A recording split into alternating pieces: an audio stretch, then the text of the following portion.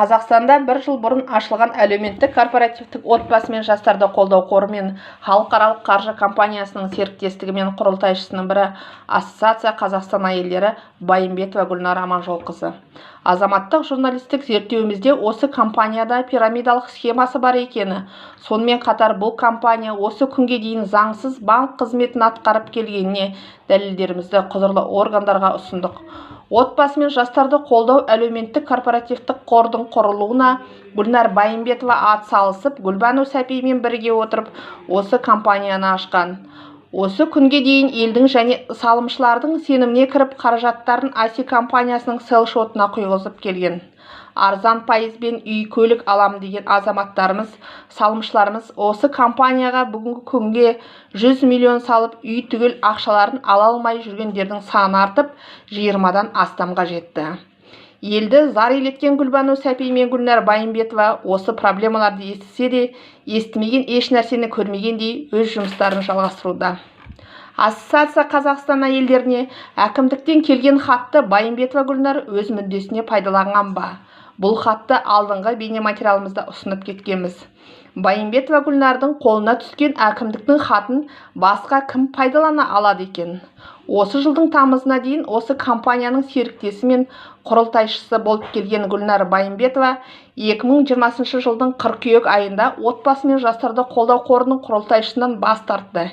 Неге бас тартты екен? Ары қарай әңгімемізді жалғастыра отырып, дәлелдерімізді де көрсете, ақпараттарымызды көрермендерімізге ұсынбақшымын. Ешқандай жауапкершілікті мойнына артқысы келмеген Байымбетова Гүлнар ала тоңын ала қашуда. Құрылтайшыдан бас тарттым деп отырса да, әлі де IC компаниясы мен отбасы мен жастарды қолдау қорының жұмыскерлерімен тығыз байланыста екені туралы бейнематериалымызды көре кетерсіздер. Гүлнар Байымбетова жәбірленушілерге телефон соғып ақталуда. Қазіргі уақытта отбасы мен жастарды қолдау қоры Қарағанды қаласында тіркеліп үлгерді. Сонша жылдам тіркелгені Нұр-Сұлтан қаласында бұрын тіркеуде тұрған жергілікті Есіл ауданындағы салық комитетінің алдындағы қарыздарын өтемей, қалай ғана тез арада Нұр-Сұлтан қаласынан тіркеуден шығып Қарағанды қаласына тіркелгені де біраз сұрақтарды туғызып отыр. Қалай ғана Есіл ауданының салық қызметкерлері тіркеуден шығарды екен? Қазір сіздерге ұсынып отырған материалдарымызда отбасы мен жастарды қолдау қоры мен IC компаниясының жұмыскерлері 5 адамнан аспайтынын көрсетіліп кеткен. Сонымен қатар миллиондап осы IC компания мен қорға қаражаттар түссе де, мемлекет алдындағы салық комитеттеріне төлеп отырған салықтары нөлді теңейді. Бұл не дегеніміз? Банк қызметтерін заңсыз атқара отырып, миллиондап ақша айналымда болса да, бір тиын мемлекетке салық төлемей отырғанын көріп отырсыздар. Сіздерге ұсынылған материалды анықтап қараңыздар. Ассоциация Қазақстан әйелдері осы компанияның серіктесі мен құрылтайшысы Гүлнар Байымбетова Гүлбану Сәпимен бірге отырып, миллиондаған ақшаны айналдыра отырып, салық комитетінің алдында салық төлемейтінін анықтама қағазында көрсетіле кеткен. Бұл компанияда шетелдік инвестор арқылы қаражат құйылып жатыр деп салымшыларды сендірген кеңсе жұмыскерлері мен басшыларының өтіріктері шықты. Бұл туралы бейнематериалды да көре кетесіздер. Салымшылардың ақшаларын қайтара алмай отырған Гүлбану Сәпи шетелдіктердің алдында қолын жайып ақша сұрап, салымшылардың қарыздарын өтемекші. Тағы айта кетсек, Гүлбану Сәпидің ұлы Бейбарыс Сұлтан IC компаниясының жалғыз құрылтайшысы болып келген. Кеше анықтама қағаздарын ала отырып, Бейбарыс Сұлтан 27 тамыз 2020 жылдың құрылтайшылықтан шыққанын көре кеттік. Гүлнар Байымбетова жауапкершілікті мойнына арттырғысы келмей отырып, сонымен енді Гүлбану Сәпи ұлын құтқармақшы. Құрылтайшылықтан шығып, еш жауапкершілікті мойны ілмейміз деп отырған азаматтарымыз осы күнге дейін осы проблемаларды көре отырып, үнсіз, заңсыз жұмыс жасап отыра тұра, осы компанияның басшыларына салымшылар қарсылық танытып ақшаларын сұраған азаматтарымыздың бетін қайтарғаны сонша ешкімнен қорықпайтын туралы айта кеткен. Бұл туралы бейнематериалымызды көре кетерсіздер. Я не знаю, вот я с Рустемом разговаривала. Теперь я Орлану дозвонилась. Орлан говорит, я с ними уже заключил медиативное соглашение. Дальше мы работаем. Если сейчас счета арестуют, люди ничего не получат. Ни квартиры, ни деньги, ничего, говорит. Поэтому, говорит, мы сейчас заключаем медиативное соглашение. Мы ждем, говорит, лицензию. Я так поняла, с 1 июля у них запрещено, сейчас они готовят лицензию. Насколько я поняла. Но Орлан говорит, мы в пятницу собираемся, и он все нам объяснит. Вкладчикам. Сейчас они нам сообщат, во сколько где-нибудь будут собираться в пятницу. Мой юрист и бухгалтер, который мы с ней работали, августе перерегистрации, сентябрь, октябрь, ноябрь. За 3 месяца с ней работала, в декабре меня уже не было. Вот за 3 месяца у нас есть бухгалтер и юрист сочетаются. Не проблема, у нас все это есть. Потом у нее был свой бухгалтер, свой юрист и свой директор, президент фонда. Там что было, мы не знаем, они перед нами не отчитывались. 30 дней все как положено, да? Естественно, вы пойдете делать рекламу, да? Рекламу, да? То есть у нас как? У нас казахские семьи обычно какие? Они же не по одному живут, у них там агашки, там кудалар, кудагилар, кудашалар, да, которые ходят без квартиры. На сегодняшний день это актуальный вопрос, да? И поэтому я решила это использовать, именно повернуть и использовать это в положительную сторону. Это первое. Второе. На сегодняшний день Республика Казахстан номер 1 в развитии сетевого маркетинга. Согласны? Казахстанцы научились делать сетевой маркетинг, работать в сетевом маркетинге. То есть я оттуда взяла немножко элементы сети взяла, и элемент того, что наши национальных особенностей, что у нас казахстанец не будет молчать. Он пойдет и начнет рассказывать. Те почти тегін беріп жатыр деп айтасыздар ғой. Енді қарапайым тілде сөйлеу керек, правильно? И поэтому мы сделали вот эту программу привлечения, оцифровали вам счет, персональный счет, дали возможность тем, у кого нет 50%, а есть 40 и 30%, хранить на своем личном оцифрованном селл-счете. Закон о цифровизации, мы его не нарушаем. То есть, получается, хранить ваши средства, 30 или 40%, да, сейчас мы будем подробнее останавливаться, быть консультантом нашим, официально получив договор, иметь этот оцифрованный персональный селл-счет, привлекать сюда в эту программу людей, у которых есть 50%, да, на этом получать единоразовые дивиденды с каждого приглашения, собирать деньги, или же те люди, которые особенно купили, они для того, чтобы свой ежемесячный займ погашать, они могут привлекать. И эти привлеченные, вот эти дивиденды с привлеченных денег, они уходят на погашение этого займа. Поэтому у нас все благополучно движется вперед. Хочу вам сказать, как человек, который много лет проработал в сети, сеть, она никогда не проигрышна. Это мой анализ собственный. Я уже 13 лет параллельно занимаюсь и бизнесом на земле, и бизнесом в сети. То, что вот сети, они никогда не проигрышны. То есть ты заинтересовываешь человека, ты ему оплачиваешь его труд, да, за то, что он рассказал о твоей программе, и он просто зарабатывает. Мы ваши деньги, если вы видите, мы не используем. 50% это ваши деньги. Мы добавляем 50%. Но у нас же есть наш заработок, есть за консалтинг, за юридический, за финансовый консалтинг. Наши юристы выезжают к вам, правильно? Это же все расходы. Плюс у нас есть штат из 27 человек. Полностью мы содержим на эти 6%. Из-за каких-то 4 миллионов такие душераздирающие крики и вопли вокруг себя разводишь, Марго, вот честное слово. Я тебя сама задушу. Если Марго тустамасам тура. Меня Гульбану Сапей, Аллах, никогда полиции не пугай. Если девушка, потому что не твоя полиция мне дает деньги для того, чтобы я вам всем помогала. Ни твое РОВД, ни твое КНБ, нахрен, ни твой Акимат, ни твои там министерства, они не дают мне ни копейки денег. Я сама их изыскиваю, сама нахожу.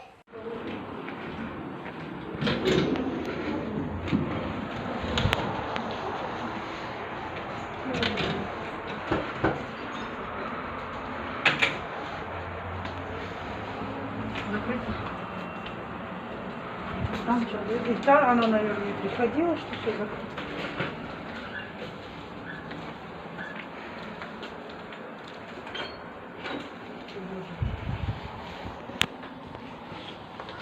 мына кісілер жұмыс істемей ма, көршілеріңіз?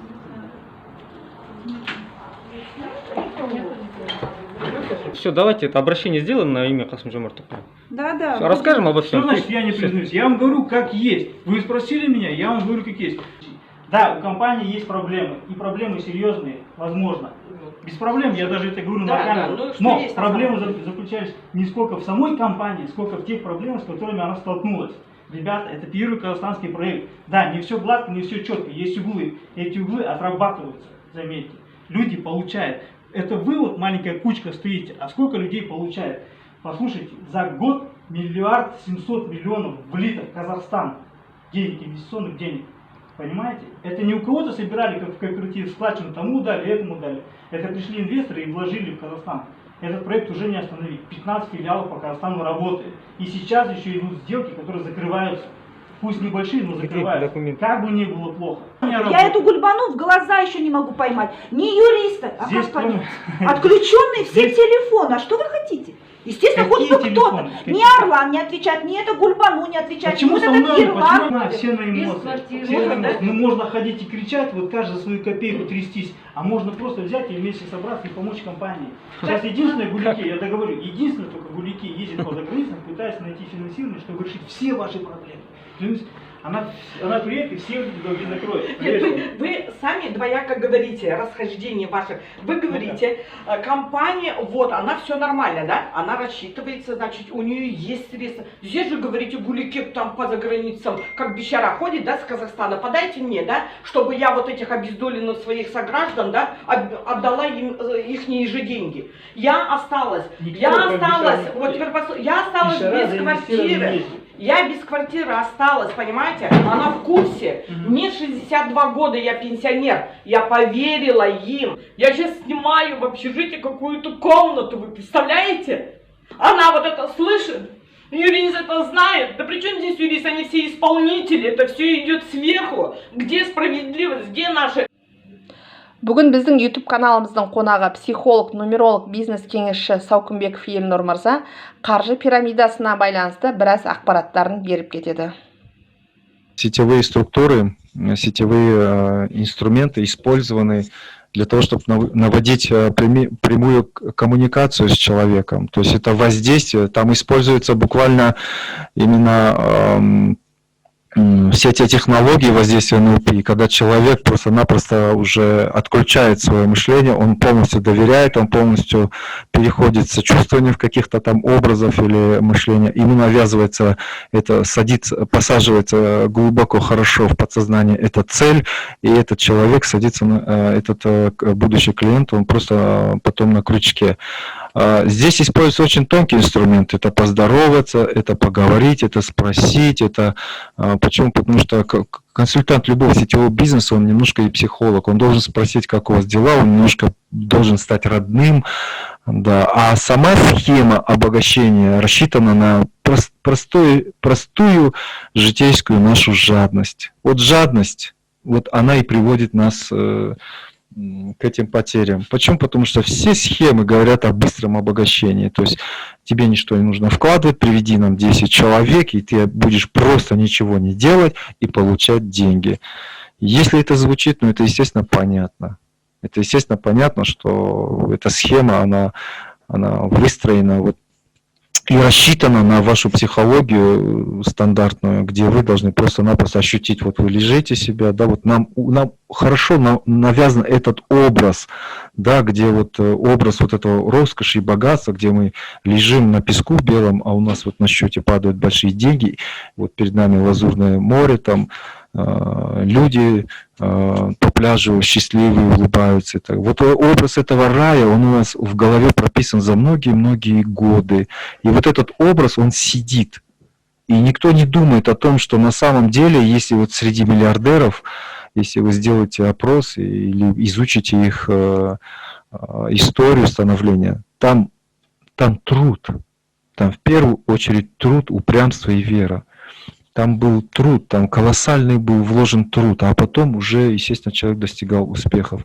Нам же навязывают житейскую по нашей жадности, лени, нежеланию двигаться, вкладываться. У нас складывается, естественно, вот это вот образ складывается каждый день, он естественно, пропечатывается, и сетевики об этом знают, и маркетинговые ходы, они так и сделаны. Перед нами они знают, что как воздействовать на жертву, это просто создать вот этот рай, за который ничего платить не надо, просто приведи кого-нибудь и побегай.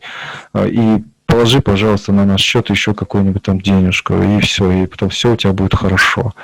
И вот этот вот эффект, я вот по-житейски, по-простому вот объясняю, поэтому и консультанты далее этих сетевых структур, они в части становятся вот такими близкими, родными, они становятся немножко психологами.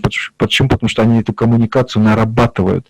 Они проводят с аудиторией 20-50 человек, они чувствуют себя уверенно, начинают себя прокачивать этими инструментами, читают новейшие технологии воздействия, и постепенно стирается грань ответственности за что они делают, и какой товар, и что они вообще продвигают. Они начинают чувствовать себя воротилами, и это, естественно, сносит ту степень ответственности, когда мы забываем о том, что нужно понимать, с чем ты имеешь дело, нужно понимать, что ты продаешь.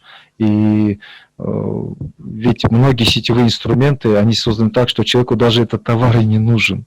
Но их задача в прямом контакте, коммуникации, прорабатывать и впихивать ему то, что ему зачастую человеку это фактически не нужно. И наценка там, если они кричат, что мы прямые представители, вот у нас нет наценок, вот у нас нет магазинов и 5-го, 10-го, то по себестоимости я хочу сказать, посчитайте, чтобы содержать всю эту сетевую сетку, от начала, от вот этих вот бриллиантовых директоров и так далее, со складов, транспорта, они же не прилетают бесплатно по воздуху, эти товары. Вы думаете, что они не облагаются налогом или еще что-то? Да, конечно, это же тот же самый товар. И вот эта вот легенда о том, что вы приобретаете по своей цене, ну она просто... Ведь за весь маркетинг, за каждую продукцию, за те бренды, за тех голливудских звезд, которые на этих журналах, за все ведь это просто огромные деньги. И все это для чего? Для того, чтобы вы могли это проглотить. Психологический образ жертвы, естественно, это нам понятен, даже он наглядно виден. Это образ, который ищет, естественно, какую-то помощь извне, о том, что кто-то решит за этого человека вопрос. И он полон надежд, он полон ожиданий, он полон каких-то иллюзий о том, что появится какая-то возможность решить этот вопрос, не вкладывая туда особенных ресурсов, не затрачивая туда особенного времени, что это появится какая-то волшебная палочка, соответственно, который далек от той реальности, которая существует и окружает вокруг него. В первую очередь надо просто понимать, когда вы идете на риск, когда вы идете вот на что-либо, закладываете имущество там свое последнее, бросаетесь в огонь, там все вот подвержен какой-то уже все, и вы эту идею носите там полгода, год, вам нужно будет внимательно изучить и понять, а стоит ли этих жертв. Если что случится, почему? Потому что никто не думает, самый вот минус в том, что ни одна жертва не думает вообще о том, что он может что-то потерять. Они все думают, что они только будут приобретать. Но в любых начинаниях, даже в бизнесе, вот в любых стартапах, средняя статистика инвестирования, это когда говорится о быстрых, люди надежды о быстрых сходах, то там приводится такая плачевная статистика, что в среднем из 100 проектов остаются жизнеспособными всего лишь там процентов 5-6. Если мы говорим о каких-то быстрых сходах, о инвестициях, естественно, это огромные риски. Огромные риски. Поэтому, если вы не готовы что-либо потерять, прям вы должны это осознать, что и готовы ли потерять свое последнее. Вот если вы не готовы, это означает, вот не надо туда лезть. Почему? Потому что, по крайней мере, тогда рискуйте своими свободными деньгами. Вот у вас есть свободные деньги, вот вы готовы сегодня, например, потерять 100 тысяч тенге. Вот вкладывайте, начните со 100 тысяч. Но если вы понимаете и осознаете о том, что это последнее ваше имущество, и в случае его потери вам больше не на что будет рассчитывать, ну, естественно, это вы прямым путем ведете себя к состоянию жертвы. Вот. Это из большинства случаев. Есть, конечно, я не говорю те самые вот проекты, когда уже 100% вот договор стоит, вот уже вот заказчики стоят, подрядчики, там, когда вы заключаете госзаказ, когда вот выполняете, когда уже выполнено там 30% заказа, когда уже твердо, уверены, вот все вот у вас стоит, вы, конечно, готовы продать, вложиться и так далее. Но когда речь идет о том, что вот начинать что-то или идти на какой-то риск, взвешивайте и будьте готовы в первую очередь.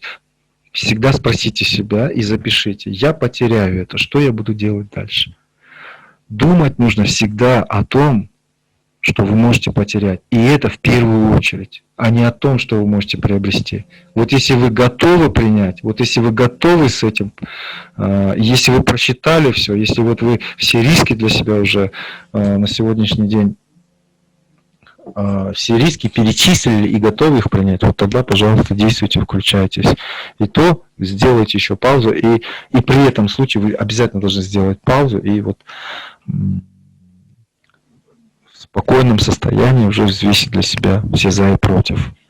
Поэтому, чтобы не быть в состоянии жертвы, еще раз повторяюсь, готовьтесь к потерям. А приобретения будут или не будут, но это уже второй вопрос. Всегда ставьте, я потеряю, что дальше? Но, к сожалению, жертву, если вы изучите, ни одна жертва не думает о том, что она потеряет. Они все думают о том, что они приобретут. И вот здесь, естественно, минус. Готовясь к любому, хоть это бизнес, хоть это инвестиция, хоть вы даже кому-то долги взаймы даете. Вы когда даете взаймы, вы просто спросите себя, вот просто спросите, нужны ли я сейчас рассчитываю на эти деньги, он не вернет мне эти деньги. Готовьтесь к тому, что человек вам не вернет эти деньги. Вот если вы готовы проститься с лишними деньгами, пожалуйста, отдавайте. Если вы не готовы, зачем? Естественно, по опыту становления любого руководящего, скажем, лица, то в первую очередь он должен думать об ответственности и за свои действия, за то, как он управляет, за то, что он говорит, за то, что он направляет, естественно, дает какие-то команды, конкретные команды, вернее, которые направляют будущее компании в определенную директорию. И поэтому это в первую очередь ответственность. Если руководитель не взвешивает, и если у него нет понятия вот этой планки, то есть если он ставит себе планку вырасти как руководитель еще выше, то есть расшириться во влиянии, то есть планка ответственности также повышается. К сожалению, в определенных иерархиях, скажем, вертикальное управление работает так, что верхняя часть, наоборот, становится безответственной, скидывая, делегируя все свои обязательства на своих замов или на своих нижестоящих, тем самым вот опять же говорю, нарушается вот эта вот грань понимания и чувствования вот этой вот уровня ответственности. И поэтому многие сталкиваются в дальнейшем с большими проблемами, когда приходит налоговая отчетность или когда приходят еще какие-то нарушения. И тогда, естественно, в первую очередь руководитель вызывает